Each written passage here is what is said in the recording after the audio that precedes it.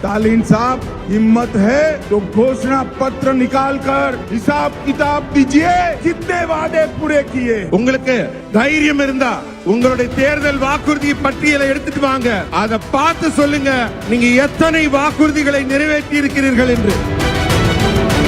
ये तमिलनाडु सरकार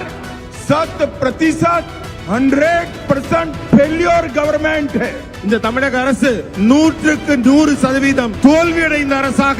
காட்சியளிக்கிறது ये तमिलनाडु सरकार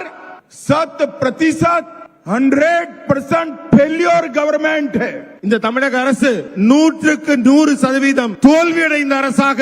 காட்சியளிக்கிறது अब चुनाव में जा रहे हैं अब तक इनके घोषणा पत्र के 60% वादे पूरे नहीं हुए हैं திமுக அரசு தேர்தல் நேரத்துல மக்களுக்கு எல்லாம் ஒரு வாக்குறுதி பட்டியல் கொடுக்கறாங்க ஆனா அந்த வாக்குறுதி பட்டியல்ல 10% கூட நிறைவேற்றவில்லை அவர்கள் ஆனால் 90% நிறைவேற்றியதாக அவர்கள் கூறிக்கொள்கிறார்கள் स्टालिन साहब हिम्मत है तो घोषणा पत्र निकालकर हिसाब किताब दीजिए कितने वादे पूरे किए உங்களுக்கு தைரியம் இருந்தா உங்களுடைய தேர்தல் வாக்குறுதி பட்டியலை எடுத்துட்டு வாங்க அதை பார்த்து சொல்லுங்க நீங்க எத்தனை வாக்குறுதிகளை நிறைவேற்றி இருக்கிறீர்கள் என்று अवैध शराब में भ्रष्टाचार के कारण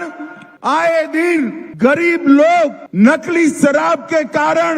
मौत की शरण हो रहे हैं ஊழலால் மட்டுமல்ல கள்ளச்சாராயத்தினாலும் இந்த நாட்டு மக்கள் அப்பாவி மக்கள் உயிரிழந்திருக்கிறார்கள் दक्षिण